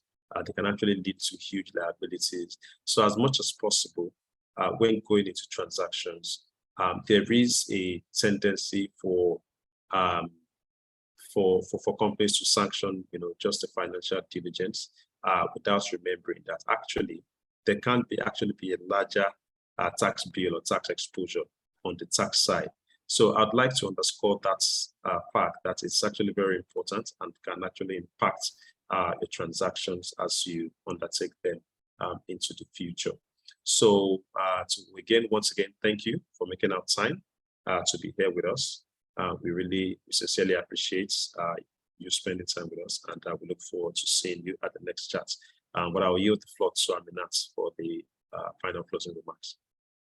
Thank you very much, Dayo. I think on behalf of all our participants, I would also like to thank you for sharing with us your wealth of experience, for taking time to answer all the questions that you were asked diligently, I must say, and also for sharing your personal experience during the course of the tax chats.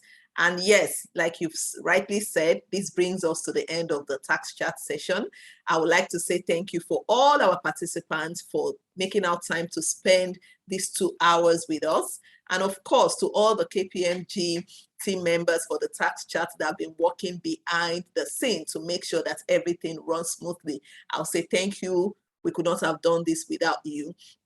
And this is bringing us to a close, and to remind everyone that these sessions hold every month. We will communicate the date of the next tax chat session with you. If you follow us on LinkedIn, you will see the information on our KPMG pages. So we look forward to hosting you next month. It may not be the same time, but definitely we will be hosting you on another burning issue or in the tax space. Thank you so much for spending this time with us, and see you next time. Thank you.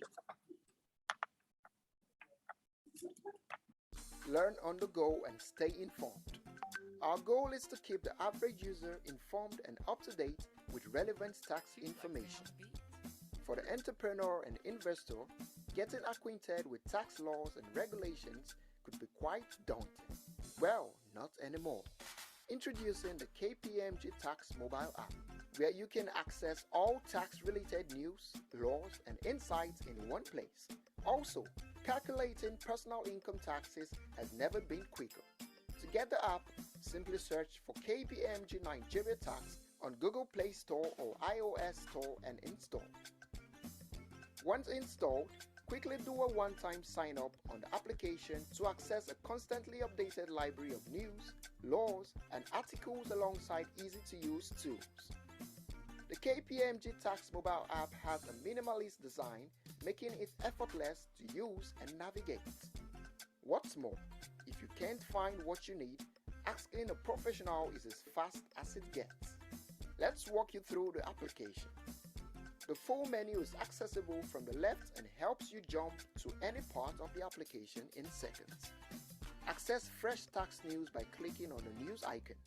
The seamless scroll makes it simple to view all news at a glance. You have news you've already seen and want to go back to? Just search. Expand or share each news item to your friends with the dedicated buttons. Adjust your news preference easily from the settings icon and tailor your content. We have embedded tax legislation and popular cases in our tax laws section. Are you eager to know more about taxation in Nigeria? KPMG Tax app has more than enough for you. Stay on the cutting edge of industry updates with insights features.